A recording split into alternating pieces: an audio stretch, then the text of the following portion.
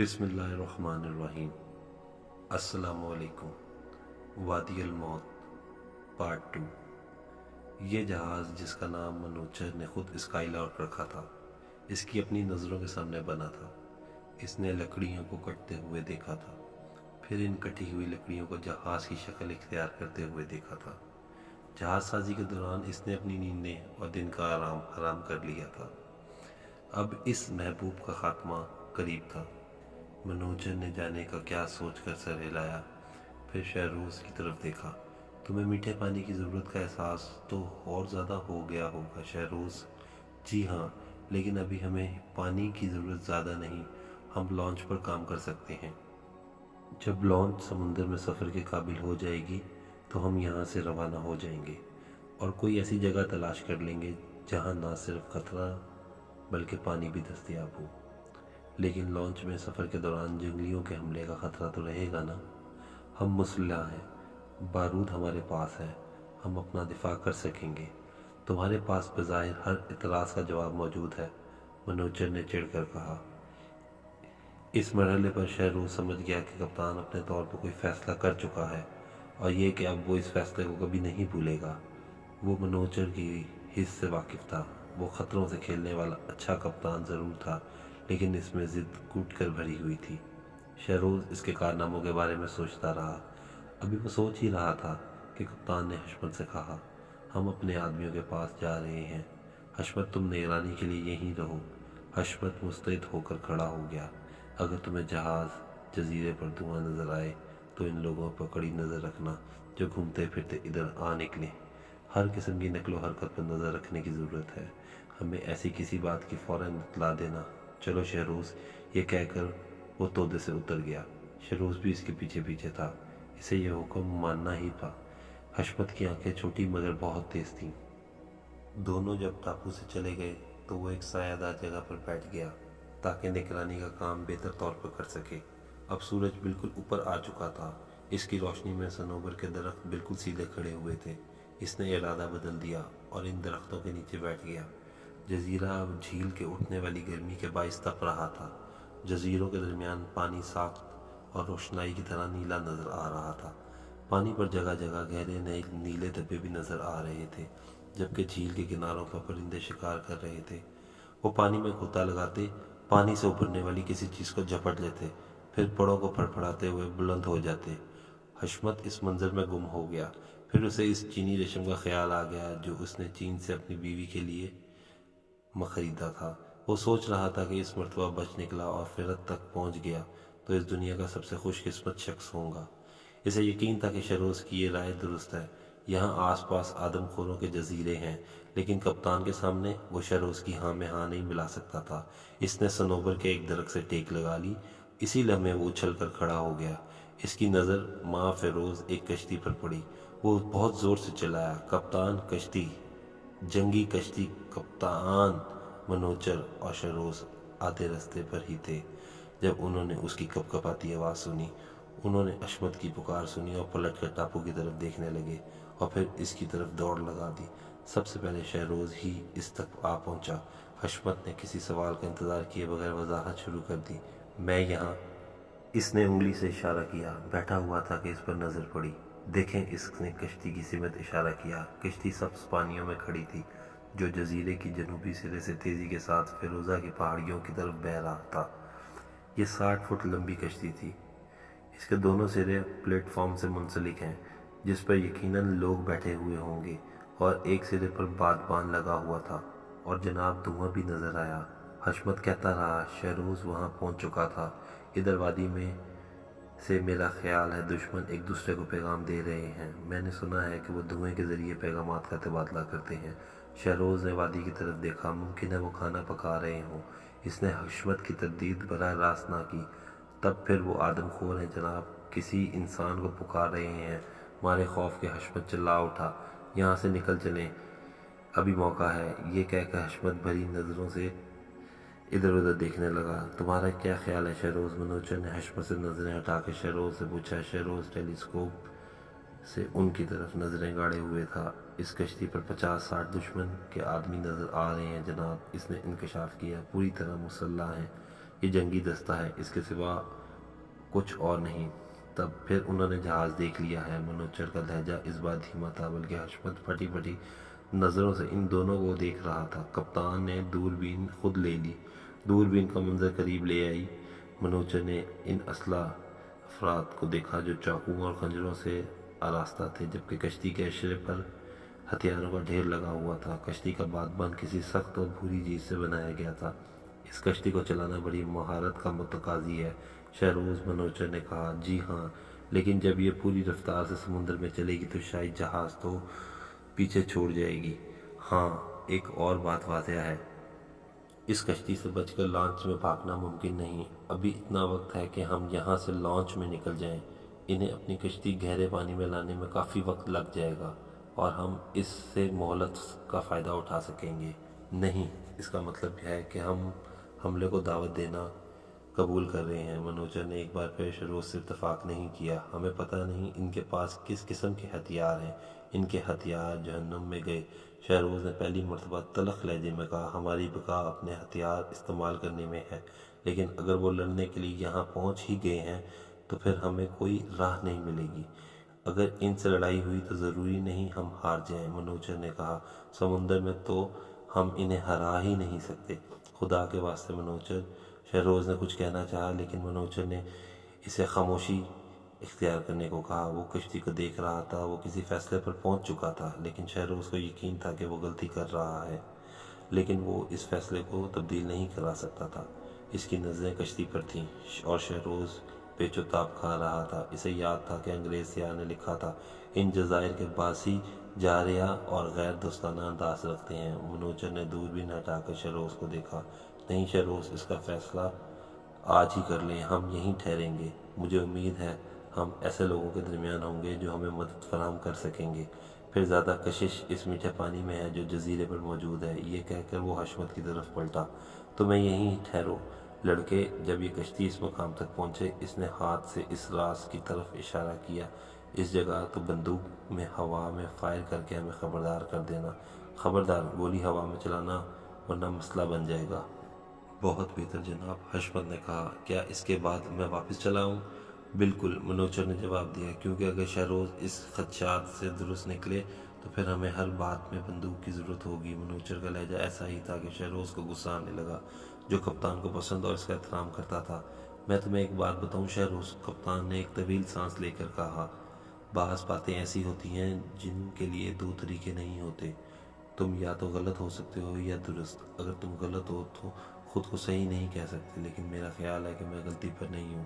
ویسے ایک جوا ہے، جو بھی جیت سکتا ہے۔ مجھے خوشی ہے کہ اس جوئے میں تم میرے ساتھ ہو۔ میں اپنے اشتعال پر معذرت خواہ ہوں جناب۔ شہروز کا لہجہ بہت نرم تھا۔ نہیں، معذرت کی ضرورت نہیں، مجھے ایسے لوگوں سے محبت ہے جو کھل کر بات کرتے ہیں اور آزاد رائے رکھتے ہیں۔ چلو اب لڑکوں تک چلتے ہیں۔ شہروز نے محسوس کیا کہ چلتے ہوئے کپتان کے پیر لڑکھڑا رہے تھے۔ اسکائی لاک کا عملہ جس جگہ پر اترا تھا، اسے تنگ ساحل کہنا زیادہ مناسب ہوگا۔ یہاں نصف چاند کی شکل میں ریت کی کھائیں تھیں، جبکہ اوپر پہاڑی غاروں کے ساتھ ساتھ صنوبر اور ناریل کے درختوں کی قطاریں سی تھیں۔ جب وہ اتر رہے تھے تو منوچر شہروز کو اپنا پروگرام بتا رہا تھا، اور شہروز کو احساس تھا کہ اگر کسی منصوبے میں کامیابی کی ذرا سی بھی توقع ہے تو وہ یہی منصوبہ ہے۔ ویسے وہ اپنے طور پر ہر قسم کے حالات کا سامنا کرنے کے لیے تیار تھا، تاہم اس صورتحال پر اسے اطمینان تھا۔ اسے گھر کی طرف سے فکر نہ تھا۔ وہ اپنے شہر میں اپنے چلتے ہوئے پھلتے پھولتے کاروبار کا مالک تھا۔ اس نے دوسرے جہاز رانی کمپنیوں سے ملنے والی بہترین پیشکشوں کے باوجود منوچر کا ساتھ نہیں چھوڑا تھا، جو خود منوچر کو اس پر اندھا اعتماد دلواتا تھا۔ منوچر نے شادی نہیں کی تھی، وہ اپنے والد کے مکان میں رہتا تھا۔ شہروز کو اگر فکر تھی تو صرف اس نے خوف کی جو یہاں اترنے کے بعد اس کی رگوں میں خون کی طرح دوڑنے لگا تھا۔ اس نے شاور کی طرف دیکھا۔ عملے میں نوید کے سوا کوئی بھی شاور کی طرح تنومند نہیں تھا۔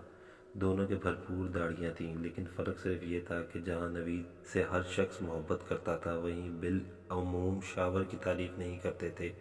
وہ الگ تھلگ رہتا تھا۔ شاور کے بارے میں منوچر کا خیال یہ تھا کہ وہ شیطان کی طرح خاموش رہتا ہے۔ اگر اس کے سامنے عورت آ جائے تو اس کی زبان کینچی کی طرح چل پڑے گی۔ ویسے اگر میری رائے چاہتے ہو تو وہ یہ ہے کہ اس شخص کو دشمن کے بجائے دوست بنا کر رکھنا پسند کروں گا۔ شہروز نے یہ بات نوٹ کی تھی۔ طوفان کے بعد شاور اور زیادہ خاموش رہنے لگا ہے۔ اس نے خاموشی سے اپنا زیادہ بہتر طریقے سے انجام دے کر منوچر سے شکریہ وصول کیا تھا، جو خود شہروز نے بھی اس کے کام کی تعریف کی تھی۔ نبی بخش کی آواز سن کر شہروز کی توجہ شاور کی طرف سے ہٹ گئی۔ اس وقت منوچر ایک ریشمی رومال سے پسینہ پہنچ رہا تھا، اس کی پیشانی سے تازہ خون نکل رہا تھا۔ یہاں آپ کے لیے بہت زیادہ گرمی ہے جناب، نبی بخش نے کہا۔ ہاں گرمی تو ہوگی نبی بخش، منوچر نے ایک طویل سانس لے کر کہا اور رومال جیب میں رکھ لیا اور عملے کے لوگوں کا جائزہ لینے لگا۔ ہم اس حقیقت سے لا تعلق نہیں رہ سکتے کہ ہم نے راستے میں ایک جنگی کشتی دیکھی ہے جس پر 50 سے زیادہ جنگجو سوار ہیں۔ اس اعلان پر 2-3 کے سوا کسی نے بے چینی کا اظہار نہیں کیا۔ سکندر خان غالباً ان سے زیادہ خوفزدہ تھا۔ شاور نے جو اب تک پانیوں کی طرف دیکھ رہا تھا اپنا رخ کپتان کی طرف کر لیا۔ میں نے ایک منصوبہ بنایا ہے، منوچر نے کہا، ہم یہیں اس کشتی کا انتظار کریں گے۔ یہ کہہ کر اس نے رد عمل معلوم کرنے کی خاطر لوگوں کی طرف دیکھا۔ صرف سکندر خان کی آواز سنائی دی، جو مشورہ دینے کی بجائے دعائیں مانگ رہا تھا۔ لیکن ہم قطعی طور پر یہ نہیں کہہ سکتے کہ کشتی سواروں کا رویہ کیسا ہوگا۔ کپتان نے اپنی بات جاری رکھی، وہ دوستانہ رویے بھی رکھ سکتے ہیں اور مزاحمانہ بھی۔ اگر ان کا رویہ دوستانہ ہوا تو ہمیں ان سے بڑی مدد مل سکتی ہے۔ ذرا خاموش تو رہو، رمزو نے سکندر خان سے کہا۔ تمہاری آواز کے باعث کپتان کی آواز صاف طور پر سنائی نہیں دے رہی۔ اس طرح ٹوکے جانے پر سکندر خان کی آواز بند ہو گئی، لیکن شہروز دیکھ کر رہا تھا کہ اس کے ہونٹ مسلسل ہلے جا رہے تھے۔ اس پہاڑی پر دفاع کے مواقع بہت زیادہ ہیں، منوچر نے کہا۔ میری دعا ہے ہمیں کسی لڑائی بھڑائی کا سامنا نہ کرنا پڑے، لیکن بہرحال ہمیں اس کے لیے تیار رہنا ہوگا۔ لانچ کا کیا ہوگا؟ شاور نے خشک لہجے میں کہا۔ میں بھی اسی طرف آ رہا ہوں، کپتان نے جواب دیا۔ ہم اسے یہاں سے کہیں قریب لنگر انداز کر دیں گے تاکہ ضرورت پڑنے پر اس تک پہنچ سکیں، لیکن اس کا مطلب یہ نہیں کہ ہم لڑائی کی تیاری کر رہے ہیں۔ ویسے اگر لڑائی کی نوبت آ بھی جائے تو دماغ پر قابو رکھنا۔ ہمارے پاس اسلحہ اور بارود کی کمی نہیں، لیکن اس کا استعمال بہت احتیاط سے کرنا ہوگا۔ گولی چلاؤ تو پھر مارنے کے لیے چلاؤ۔ عملہ یہ تقریر بغور سن رہا تھا۔ منوچر شاور کی طرف پلٹا۔ ٹھیک ہے، اب تم لانچ کو لنگر انداز کرا دو۔ تمہیں 3 افراد کی ضرورت ہوگی۔ اسے ساحل سے اتنی دور لنگر انداز کرنا کہ ایک تار ساحل پر ہی رہے۔ اور ہاں شہروز، تمہارے آدمیوں میں بہترین نشانہ باز کون ہے؟ نوید؟ یس سر۔ نوید مسکرانے لگا، اس کے سفید دانت چمکنے لگے۔ اس وقت شہروز کو کسی بحری قزاق کی تصویر یاد آ گئی، لیکن وہ جانتا تھا کہ نوید بحری قزاق نہیں بلکہ بہترین ملاح ہے، ٹھنڈے دماغ کا مالک ہے۔ لیکن نوید، خیال رکھنا، کپتان اسے بغور دیکھا، جب تک حکم نہ ملے فائرنگ نہ کرنا۔ یس سر۔ نوید بہت خوش نظر آ رہا تھا۔ شاور، کپتان پھر پلٹا، اسے علی رضا کو دے دو، اور تم شمشاد، تم بھی علی رضا، اگر لڑائی کا وقت آئے تو اوسان خطا مت ہونے دینا۔ بندوق نوید کو دے دو، اسے صاف کر کے راستے سے ہٹ جانا تاکہ شمشاد بندوق بھر سکے۔ منوچر نے پلٹ کر شاور کو دیکھا۔ اگر تم جاؤ اور جیسے ہی لانچ کا انتظام کر دو واپس چلے آنا۔ شاور نے کچھ نہ کہا، بس سمندر کی طرف بڑھ گیا۔ اب نوید، علی رضا اور شمشاد اس کے پیچھے پیچھے تھے۔ یہ جمیل کہاں ہے؟ منوچر نے پوچھا۔ چھوٹی کھاڑی کے پاس جناب، نبی بخش نے جواب دیا۔ میں نے اس سے کہا کہ اور انوار وہ جمیل کے ساتھ ہے۔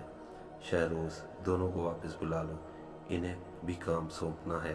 شہروز اس حال کے شکار جمیل تک پہنچا تو وہ ایک پہاڑی کے سائے میں لیٹا ہوا تھا۔ اس کی آنکھیں بند تھیں جبکہ انوار اس کے سر کے قریب بیٹھا ہوا تھا۔ جمیل نے اس کا سایہ محسوس کرتے ہوئے آنکھیں کھول دی۔ ارے شہروز صاحب، اس نے اٹھنے کی کوشش کی۔ کیا حال ہے تمہارا؟ زیادہ بہتر نہیں، لیکن پھر بھی چل پھر سکتا ہوں، جمیل نے جواب دیا۔ گولی چلا سکتے ہو؟ پتہ نہیں، اس کے لہجے میں بچار کی تھی۔ کیا لڑائی کا موقع آ سکتا ہے جناب؟ انوار نے پوچھا۔ ہاں، اسی سمت ایک جنگی کشتی آتی ہوئی دکھائی گئی ہے جس پر کچھ لوگ سوار ہیں، شہروز نے جواب دیا۔